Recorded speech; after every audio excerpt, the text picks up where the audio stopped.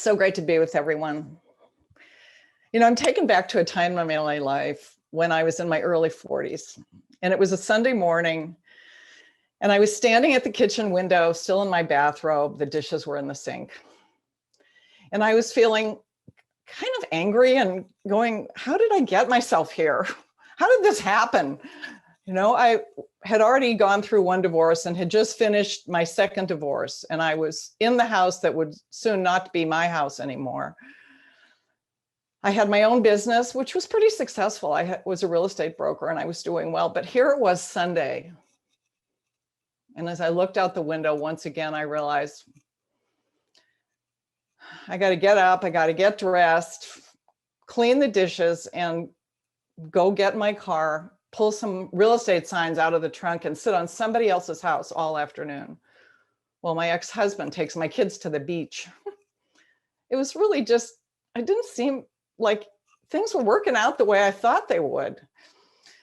At any rate, my daughter was sitting over at the kitchen table, and I walked over and I peered down. She was drawing on a great big piece of paper, and I peered down, and she had drawn this little purple flower up in the corner of her paper. And I was being a dutiful mother, and I was like, oh, that's so beautiful.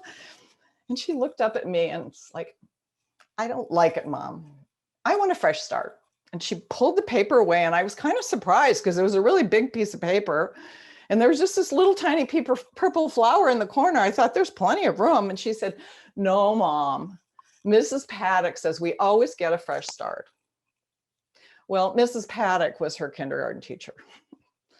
And right then and there, I went, I think Mrs. Paddock has something to teach me about my life.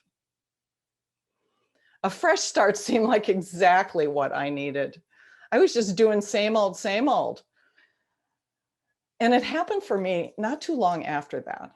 I have to admit, I already was sober, but I was attending meetings pretty regularly because my life was really a mess and I needed all the help I could get. I would go to women's meetings, and there was this one woman, her name was Anne, and she just seemed so calm. I thought, I want what you have, Anne. And one day in coffee, I went up to her and I said, whatever you're doing, I want some of it. And she said, why don't you come with me on Sunday? I go to this church. It's not really very religious. It's kind of like spiritual, but not religious.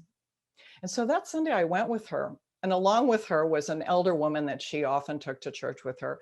And I have to say, I sat in that place, and at some point near the end of the service, I had this realization. They were talking about things that were important to me in my life, helping me figure out things that were going on in my marriage that wasn't anymore, and dealing with my children as a single mom, dealing with a business, and looking to have to pay another mortgage just on my own this time. It was giving me a lot of hope.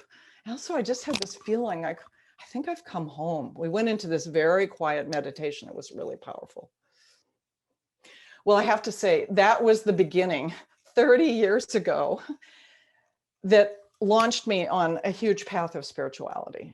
And for me, my fresh start, the fresh start for me was all about my spiritual growth and a spiritual journey. I'd always been one of those people, I don't know about you, but one of those people with stacks of books next to my bed. I was reading them all the time.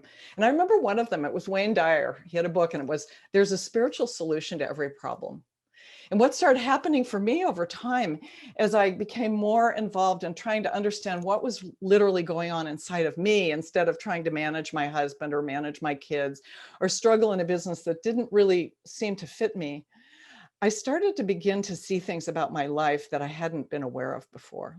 And my spiritual life literally took off. Not only did I become a spiritual teacher, I went and got a doctorate in ministry with Matthew Fox, who's sort of a renegade, and it was in the reinvention of work, bringing spirituality into the workplace. It took me 6 years to get it, but it was just a powerful experience for me. And it's where I kind of began to meet East and West in terms of spirituality. I started a church in Berkeley, California, which was, I kind of think I just wanted to have people around me that had the same kind of thought pattern, that were interested in metaphysics and interested in spirituality and just wanted to connect. So I started my own church. a crazy thing to do, but it was a beautiful experience for me. I became a minister. And then out of all of that, I discovered this wonderful school in India.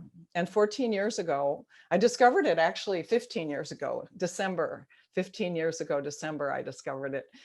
But I went the next year, the next March, and I've been there 20 times. It's been just an amazing experience for me.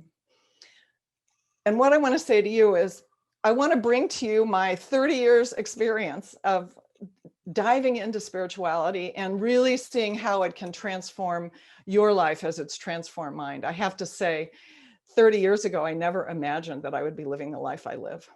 I was one of those people who had the constant chatterbox. I called her Diane. She was constantly telling me, you didn't do that right. What were you thinking when you said that? You should have done this. Constantly either pre-planning something, over-planning and over-managing to make myself so upset and nervous before it happened, or second-guessing myself and just telling me I wasn't good enough. When I think about that now, I think, who was that woman? She doesn't exist in my world anymore. I live in a state of calm, peace. I'm not frantic. Chaos was reigning before we got on here today. In case some of you didn't notice, there were like multiple Patricia Wells Keels coming on. And we didn't really know what it was, but in my old me, Diane would have really been talking up a storm. In this case, it was just like, oh, let's see, what's the next thing to do? I've had a huge experience of calming down my mind. And that calm, peace, presence has really brought me a sense of being present to everything in my life. I have a fabulous partner that I just absolutely adore. My relationship with my kids is amazing. Even that second husband who used to send me emails in all caps, maybe some of you have that experience. He was always angry with me. After 25 years, we had a complete healing in our relationship, and I was able to be with him during the last couple of years of his dealing with cancer. And the whole family was there when he passed away. I mean, it was such a miracle. It's like my whole life is twisted around because of my relationship with my own spiritual life and the spiritual growth, not only of myself, but of others.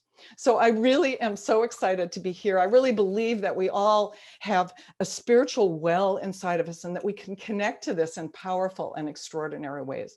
And that's what I'd like to do with you today.